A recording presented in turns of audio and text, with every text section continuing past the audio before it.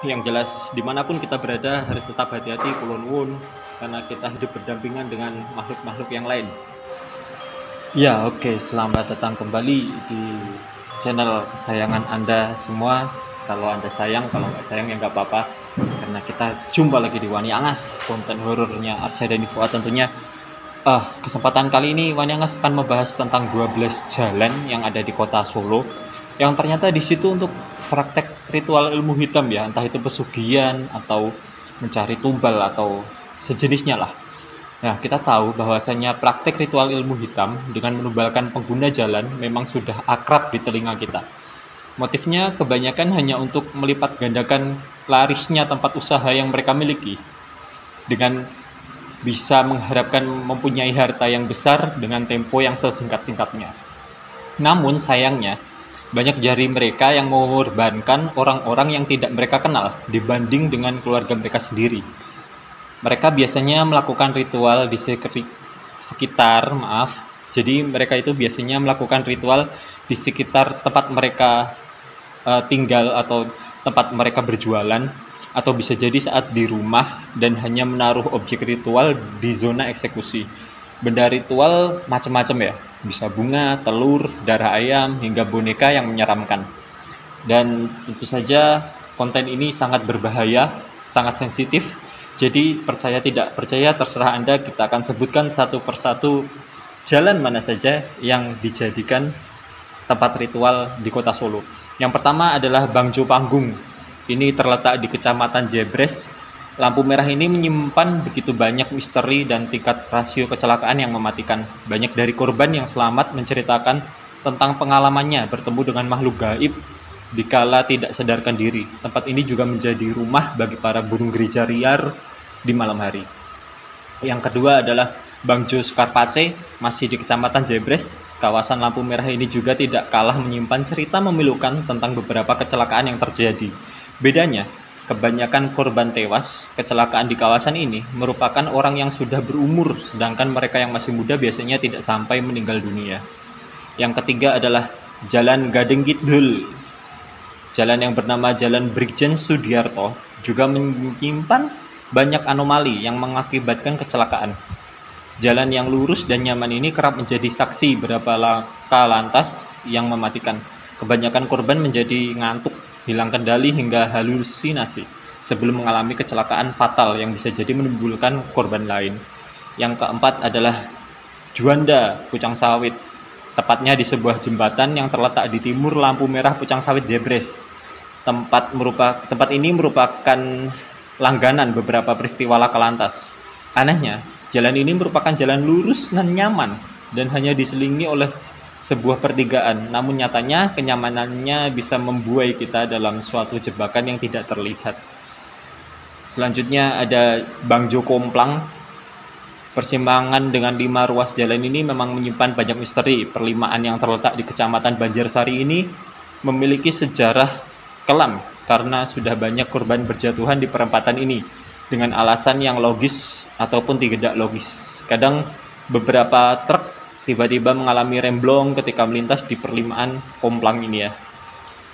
Ketadan ini perempatan yang menjadi lalu lalang bis dengan tujuan atau berasal dari Wonogiri. Ini pun sedikit banyak menyimpan hal aneh. Perempatan yang berada di tepat di timur Pasar Gede ini sering menjadi zona ritual aliran tertentu pada malam tertentu pula.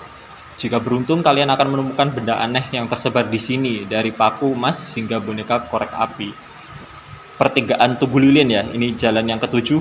Di sini mempunyai mitos tentang beberapa warung di sekitar area ini yang memiliki pesugihan, membuat beberapa orang beranggapan bahwa beberapa korban kecelakaan di pertigaan ini merupakan tumbal dari ritual pesugihan tadi.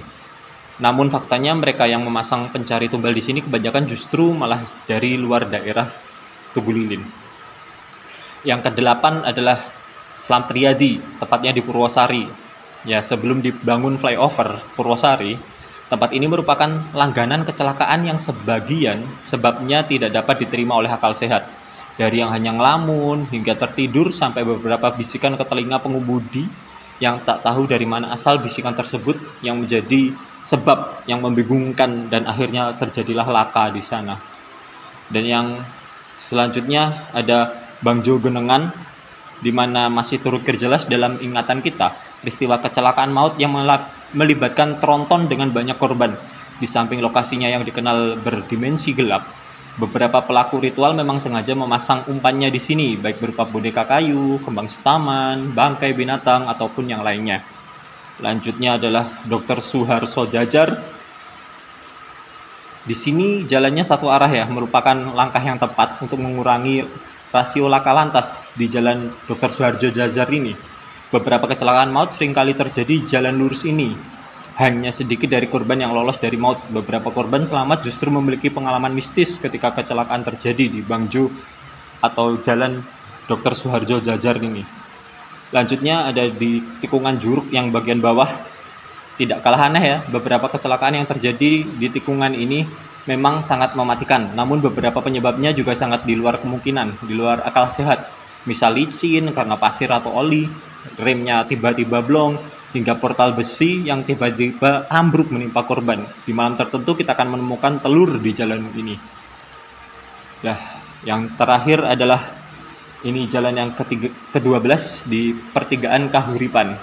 Jalan besar yang terletak di barat terminal Tirtonadi ini memang memiliki struktur yang membahayakan, di mana jalan utama yang menjadi lalu lalang kendaraan besar bertemu dengan jalan yang menurun. Jadi ada naik dan turunnya jalan ini. Beberapa oknum memanfaatkan kondisi ini untuk memasang ritual hitamnya di tengah persimpangan turunan ini. Nah, itulah tadi 12 jalan yang dipasangi ritual tertentu di kota Solo yang membahayakan tentunya untuk pengemudi ya. Sebenarnya ini sangat berbahaya kalau dibagikan, tapi kita Wani Angas akan tetap membagikannya. Bahwasanya ini percaya tidak percaya terserah Anda. Yang jelas kalau kita dalam perjalanan tetap harus hati-hati, waspada, berdoa, bismillahirrahmanirrahim untuk yang muslim, untuk yang non, terserah Anda mau berdoa sesuai agama Anda masing-masing.